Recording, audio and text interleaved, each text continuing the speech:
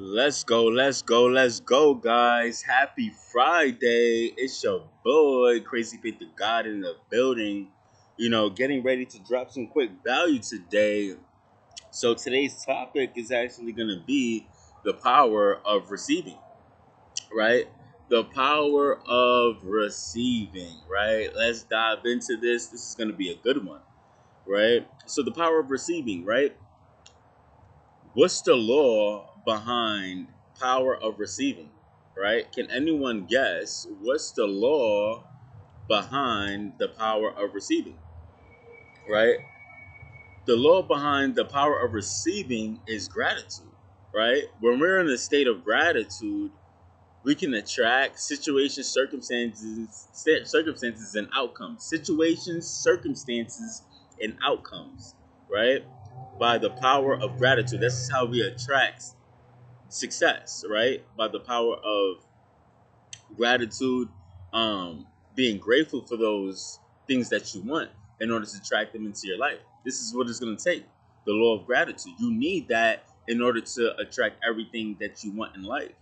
And maybe the reason that you haven't attracted the things that you want is because you're missing that missing piece, gratitude, right?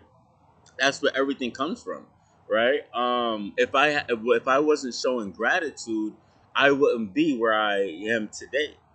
If I wasn't showing gratitude and just grateful for the outcomes that God has brought me along the way, I wouldn't be on this video right now, right? Just the ability to just be grateful is going to allow you to attract everything that you want in life, right? And some of us, we have to also be close to God in order to receive, right? We have to also be close to God in order to receive everything that He has for us, right?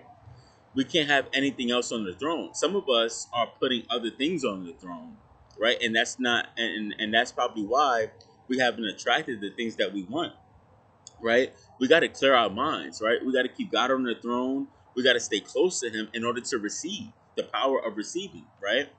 The power of receiving is going to actually allow you to attract everything that you want, but you need to apply the gratitude and you need to stay close to God. Some of us have family members on the throne, other things that's on the throne that's not serving or getting us close to God and what He needs us to do, right? Some of us have kids on the throne, right? And God said that you got to put Him first, that He'll take care of your kids and your family. You don't have to worry about that. You don't have to worry about them, right? It's in God's hands. God is the one who created them and that's going to be able to take care of them, right? He's going to be able to make sure that they're safe, that their needs are met, right?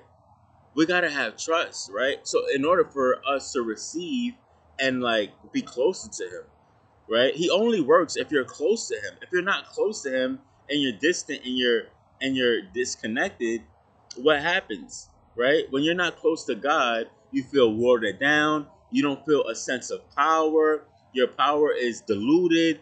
It's just watered down. It's not potent, right? But when you're close to God, you're more strong and more fulfilled and more you're able to do His work in power and supernatural power, right? That separates you from the world and you stand out, right? But the moment we don't put our attention and we're not close to God, we get a different outcome in our results, right? And why is that?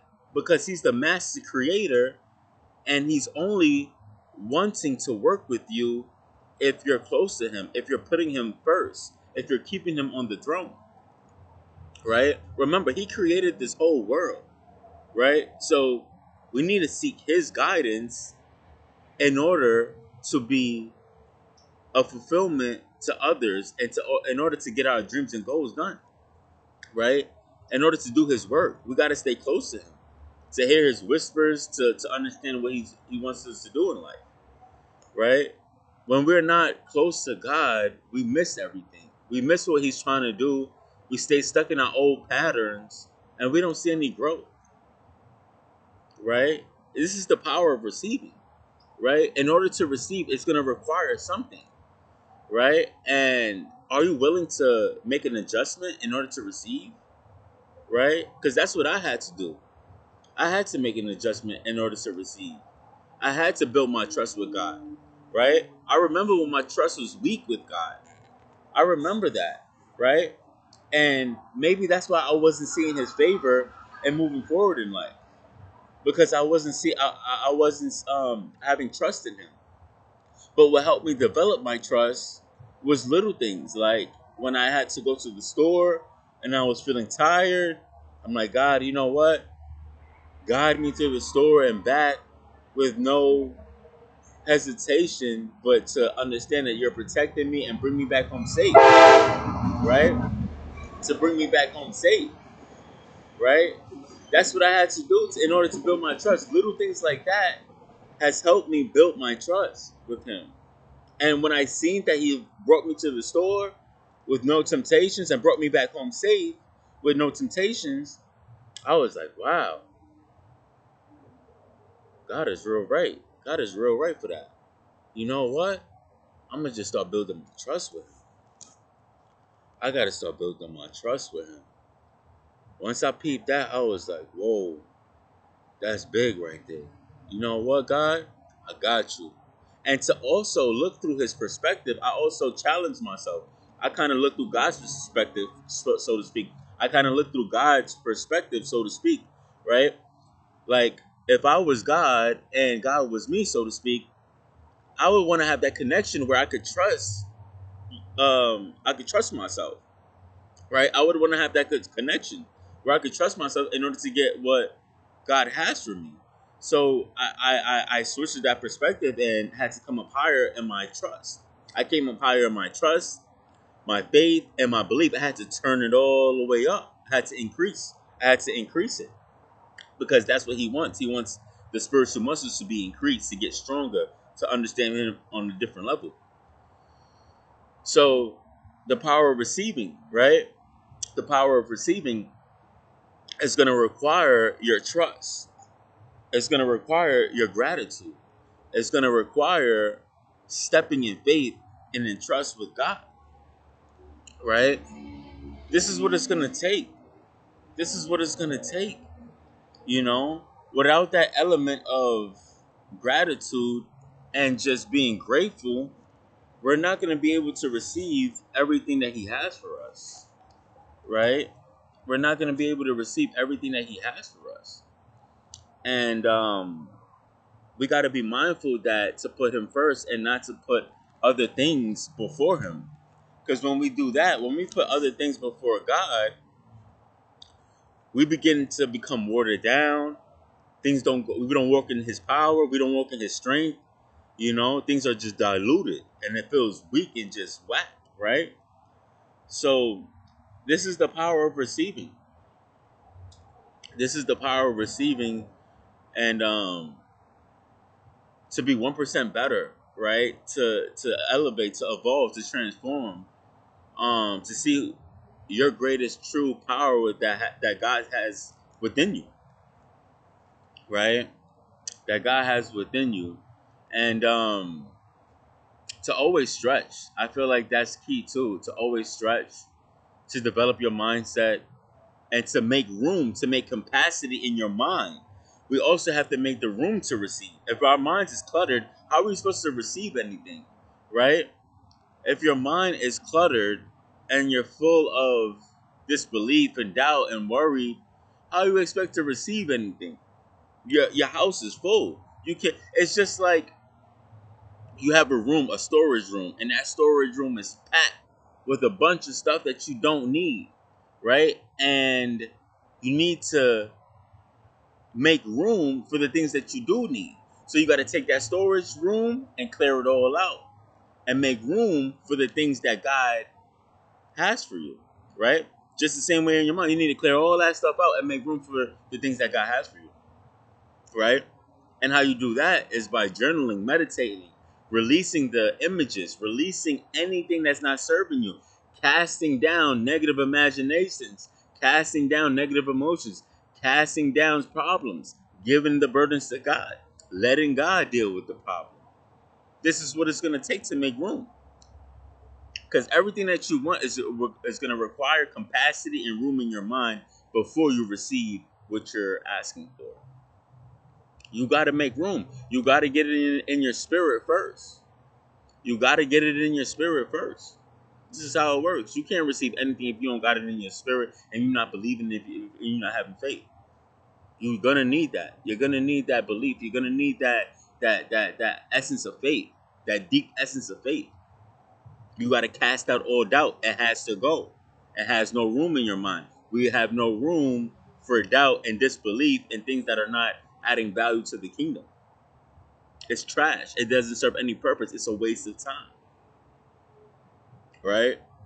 Let your mind work for you rather than your mind work you, or your mind treat you as a slave. Right? We got to keep staying in control of our minds and controlling our minds consistently until it becomes natural, until it becomes how you wanted to think in a positive way. This is what we got to do. It takes hard work, dedication, and and awareness of the mind.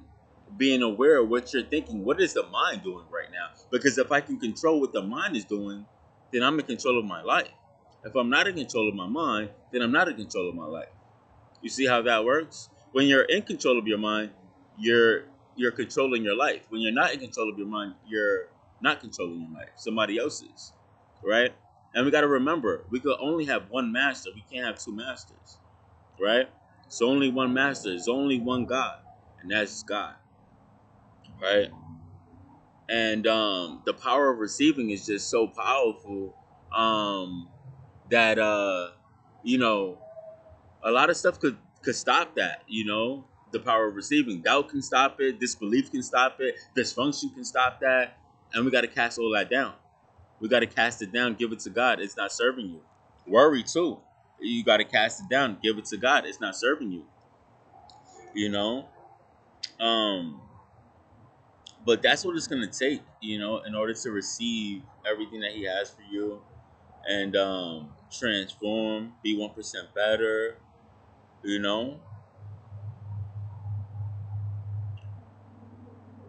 It's all fun and games until you have to put in the work, right? But on the other side of it, when you do put in the work, you start to see the transformation. You start to receive. You start to see the things that's coming into your life, and then you apply the same principle. You apply the same principle. Thank you, God, for making it happen. Thank you, God. It's already happening, and you feel it, right? And you keep that up consistently until it attracts. You got to do it until it attracts into your life, and then after that, you got to keep doing it and doing it and doing it, right? So I'm gonna leave you with this, guys. I'm gonna leave you with this. The mind is super, super powerful. It's time to start learning how the mind works and taking control of it. Once you take control of your mind and you know how it works, now you can let your mind work for you and live an abundant, amazing life. Until then, if you don't control your mind, you're going to live like a slave. And I say that humbly and respectfully. You're going to live like a slave. The devil doesn't want you to live in power, he wants you to live defeated, weak, and drained. Right? Defeated, weak, and drained. So we have to start learning how the mind works so we can take control of it and push forward to greatness in everything that God has for us. So with that being said, it's your boy, Crazy Faith in God, on the way out. Let's grow 1% better. Let's get it.